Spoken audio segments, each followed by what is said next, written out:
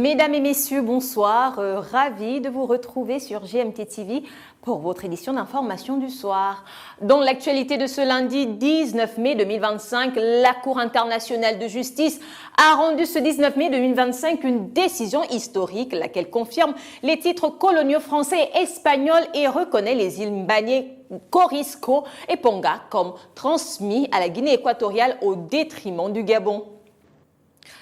Première information de cette édition, c'est officiel, la Cour internationale de justice a tranché ce 19 mai 2025 sur le conflit frontalier opposant depuis des décennies la République gabonaise et la République de la Guinée équatoriale. Selon la décision rendue par la juridiction internationale, les îles disputées, notamment Mbagné, Corisco et Ponga, appartiennent à Malabo. Commentaire. La Cour internationale de justice a rendu ce 19 mai 2025 une décision historique dans le différend frontalier opposant la République gabonaise à la République de Guinée équatoriale. Saisie dans le cadre d'un compromis bilatéral, la Cour a tranché sur les titres juridiques invoqués par les deux parties en matière de souveraineté territoriale et maritime, balayant certaines prétentions et réaffirmant le droit international hérité de la colonisation. Premier point notable, la Cour à l'unanimité a estimé que la fameuse convention de Bata, invoquée par la partie gabonaise, ne constitue ni un traité, ni un titre juridique fondé au sens du compromis liant les deux pays. Cette convention portée politiquement par Libreville visait à démontrer une reconnaissance historique des droits gabonais sur certaines zones contestées. Mais pour la CIJ, elle ne répond pas aux critères de droit international définis à l'article 1er du compromis signé entre les deux États. Plus fondamental encore, la Cour a reconnu également à l'unanimité que les seuls titres juridiques faisant foi dans la délimitation terrestre entre le Gabon et la Guinée équatoriale sont ceux détenus par la France au 17 août 1960, date de l'indépendance du Gabon, et l'Espagne au 12 octobre 1968, date d'indépendance de la Guinée équatoriale. Ces titres découlent de la Convention spéciale franco-espagnole signée à Paris le 27 juin 1900, laquelle régissait les limites coloniales en Afrique de l'Ouest et du Golfe de Guinée. En clair, la Cour internationale de justice a considéré que ces titres ont été transmis par succession aux deux États africains, c'est-à-dire au Gabon et à la Guinée équatoriale à leur indépendance, et qu'ils forment la base juridique de leurs frontières communes actuelles. Concernant les îles disputées Mbagné, Corisco et Ponga, la Cour a par 13 voix contre 2 reconnu la validité du titre espagnol de 1968, transmis à la Guinée équatoriale. En d'autres termes, Malabo conserve la souveraineté sur ces îles au détriment de revendications de Libreville. Une décision qui pourrait faire jurisprudence dans d'autres litiges insulaires en Afrique centrale. Enfin, la CIJ a unanimement affirmé que la Convention des Nations Unies sur le droit de la mer de 1982 constitue un fondement juridique pour la délimitation des espaces maritimes entre les deux États. Elle a également validé la Convention spéciale de 1909 qui établit le point terminal de la frontière terrestre, servant de point de départ à la frontière maritime. Reste désormais à Libreville et Malabo de traduire cette décision dans les faits, en procédant à une matérialisation pacifique et conjointe des frontières sous le regard du droit international. La brève de ce 19h30 dans un communiqué officiel transmis à la rédaction de Gabon Mediatime. Le ministère gabonais des Affaires étrangères a réagi à l'arrêt rendu ce lundi 19 mai 2025 par la Cour internationale de justice dans le différend frontalier opposant la République gabonaise à la République de Guinée équatoriale. Une décision à la fois complexe et équilibrée dont les implications redéfinissent les contours géographiques et diplomatiques entre les deux pays. Libreville prend acte de l'arrêté de la Cour internationale de justice et se dit prête à négocier avec Malabo. Dans la suite de notre journal, ce 19 mai, le Palais des Sports de Libreville a servi de cadre au lancement des travaux du comité de rédaction de l'avant-projet de la loi sur la répartition des sièges électoraux. Karl Makamba nous en dit plus. Conformément au calendrier fixé par le gouvernement, le comité de rédaction de l'avant-projet de loi sur la répartition des sièges électoraux mis en place au terme du décret numéro 0233 a débuté ses travaux ce lundi 19 mai 2025 au Palais des Sports de Libreville. Pour cette première journée, l'heure était à la prise de contact et à la fixation de la méthodologie de travail. Il fallait, à la faveur de cette réunion inaugurale, permettre à tous les membres de se présenter et surtout de nous accorder sur la méthodologie de travail. C'est ce qui a été fait.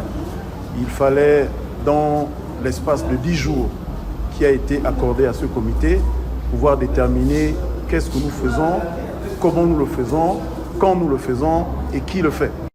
Des petits comités ont ainsi été mis en place afin de faciliter le travail lors des travaux en plénière. Parmi ces comités, il y a d'abord le comité sur la collecte documentaire. Pour nous, c'était de faire le point sur l'ensemble des textes qui s'expriment sur la question de la répartition des sièges électoraux. Après cela, il y a le volet sur l'exploitation de ces textes. Qu'est-ce que les textes disent? Quels sont les critères qui sont retenus? Comment ils sont organisés? Et bien évidemment, la question de la répartition actuelle.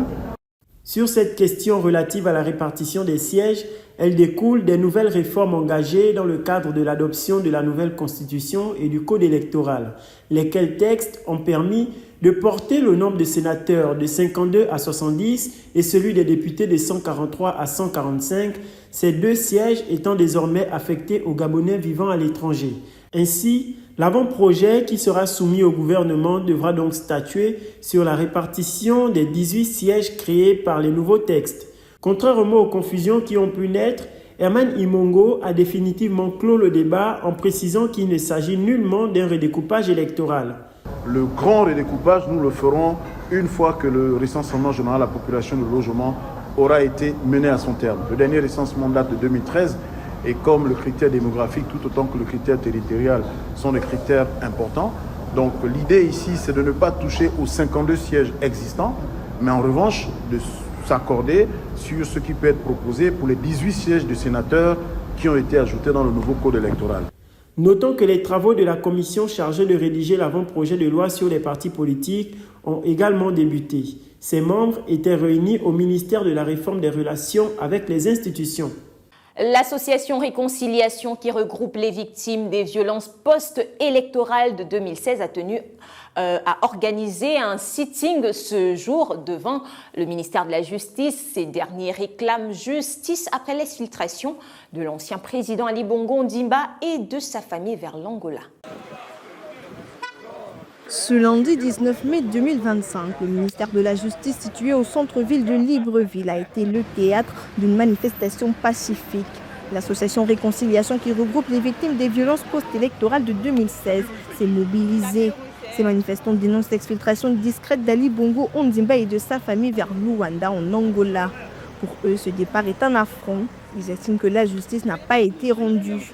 Face à la négligence des autorités, ils ont décidé de se faire entendre. Le massacre survenu au QG de Jamping en 2016 reste une plaie ouverte pour ces familles endeuillées. Nous étions assis dans le QG de Jamping. Nous étions assis. Lorsque Simon Konda a été tué, il était dans le QG. Bogota Béana, nous étions dans le QG de Jamping, désarmés, en train de chanter les louanges. Pas en train de tuer des gens, pas en train de tirer sur l'armée, mais nous étions assis, désarmés, très heureux, en train de se réjouir de ce que nous étions en train de faire. C'est à ce moment-là où Ali a trouvé mieux de venir tirer sur nous. Sachant bien que tirer dans le quartier général d'un opposant, c'est comme tirer dans une école, dans une église. Il l'a fait. Froidement, les Gabonais sont morts.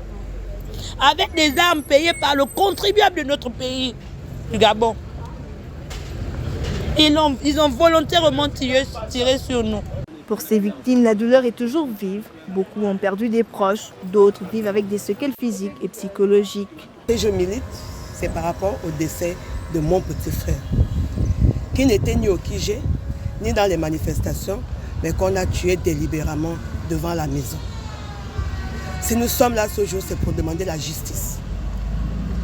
C'est pour demander la reconnaissance. Parce que nous avons l'impression aujourd'hui que le Gabon n'a jamais reconnu que les corps sont tombés sous les balles des militaires. On n'a aucune réponse. Au Gabon, nous sommes face à une justice à double vitesse. La justice pour les pauvres et la justice pour les riches. On a l'impression qu'au Gabon, il faut avoir un nom pour qu'on tienne compte de vos revendications. J'ai des balles dans mes pieds. Mes deux pieds, j'ai des balles à l'intérieur. Et cela, j'ai encaissé ça en 2016 au QG de Jamping. Nous étions devant le portail, ils nous ont dit chantez l'hymne national, on ne va pas tirer sur vous. Et malheureusement, on chantait l'hymne national, on a juste entendu boum, et puis du coup, j'ai ressenti mes pieds chauffer. Quand je regarde au bas, je commence à saigner, je me suis allongé jusqu'à ce que je suis rentré. Donc, Ici, je viens simplement demander qu'on m'enlève ça parce qu'à un moment donné, ça me fait mal et après ça se gonfle. Il y a des moments où j'ai du mal à marcher parce que mes pieds s'enflent. Les plombs sont à l'intérieur de moi. Ignorés et blessés, ces Gabonais réclament justice. Ils interpellent directement le président Brice Clotaire Oligui Nguema. Pour eux, laisser partir Ali Bongo son jugement, c'est une insulte à leur souffrance. Un cri de détresse pour ces victimes qui espèrent enfin être entendues. Pour terminer, il y a une strophe de notre hymne national qui dit « Afin qu'aux yeux du monde et des nations et amis, le Gabon immortel reste digne d'envie ». Monsieur le Président de la 5e République, élu avec un suffrage mirobolant, avec les pouvoirs renforcés, comme l'a si bien dit l'un de votre porte-parole sur les plateaux, un régime parlementaire au pouvoir renforcé, soit. Est-ce que là, c'est un signal qui peut faire en sorte que le Gabon soit digne d'envie aux yeux du monde? En culture, le Musée national des arts, rites et traditions du Gabon a ouvert ses portes où se déroulent des activités plaçant la culture gabonaise au cœur de l'attention.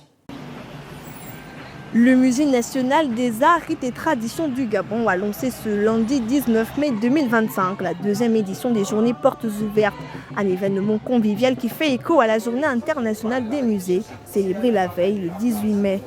Pour l'occasion, le Musée national s'est transformé en une véritable galerie à ciel ouvert. Des stands ont été installés pour valoriser la créativité culturelle des exposants à travers divers articles et œuvres d'art.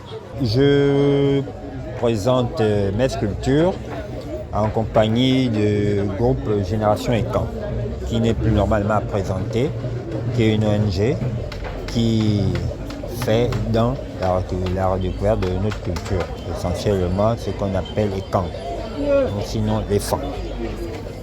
Voilà. Donc pour moi principalement en qualité de sculpteur ici là, je présente ici quelques masques qui m'ont interpellé lorsque je suis rentré. Parce qu'avant, il faut dire que j'étais dans les voiliers anciens. Et puis, j'ai fait un revirement lorsque quelqu'un m'a parlé de la culture gabonaise, apparemment que les Gabonais ne connaissent pas leur culture. Cet événement est bien plus qu'une simple exposition. C'est un espace de transmission culturelle où toutes les générations peuvent apprendre et réapprendre l'histoire du Gabon. C'est un rendez-vous pour reprendre, pour réapprendre, pour se rappeler, mais surtout pour se responsabiliser vis-à-vis de l'héritage que nous allons laisser à nos enfants. Mais l'héritage qui nous avait été laissé, c'est une journée où je m'implique, même à distanciel. L'année dernière, j'étais là sans être là. Et cette année, je ne pouvais pas rater parce qu'il faut voir ce qui se fait pour mieux faire la prochaine fois. Le public, notamment les jeunes, est au rendez-vous. Une expérience enrichissante pour découvrir ou redécouvrir son patrimoine. Ici, c'est un endroit historique. Nous voyons bien que nos cultures sont bien représentées, notamment en ce qui concerne les masques, en ce qui concerne les objets perdus et d'autres objets également qui n'ont pas de signification. Nous avons eu des explications sur ces objets-là.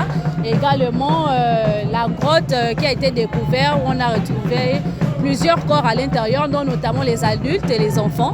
C'était vraiment magnifique de visiter ce musée. La ministre de la Jeunesse et Sport et du rayonnement culturel, Armande Longo, a honoré l'événement de sa présence et a pris part à une visite guidée des galeries. Un soutien qui témoigne de l'importance de valoriser le patrimoine culturel. Cette deuxième édition des Journées Portes Ouvertes se poursuivra jusqu'au samedi 24 mai 2025 et reste ouverte au public. 30 000, c'est le montant de l'augmentation de l'indemnité allouée aux chefs de quartier. La source est le ministère de l'Intérieur, de la Sécurité et de la Décentralisation. Vous l'aurez compris, nous sommes dans le chiffre du jour. Et le verbatim, la Cour internationale de justice a tranché. Le Gabon perd l'île Bagné. L'arrêt de la Cour est définitif et sans appel. Aucune voie de recours n'est ouverte puisque la décision est désormais revêtue du sceau de l'autorité de la chose jugée, sauf demande de révision ou interprétation, même si juridiquement la décision ne lie uniquement que le Gabon et la Guinée équatoriale. Elle n'est pas opposable aux tiers. C'est une défaite juridique lourde, mais des options diplomatiques et juridiques secondaires demeurent. Pour l'instant, on a perdu. Vivian Patrice Lloyd Amos Makaga-Peya, avocat au barreau de Paris, est l'auteur de ce verbatim. La source est un post sur Facebook de ce jour. C'est la fin de ce 19h30. Merci pour votre attention. N'oubliez pas les gestes simples, likez, commentez, partagez. Bonne soirée à vous. À demain. Au revoir. Retrouvez JMT TV sur vos différents réseaux sociaux.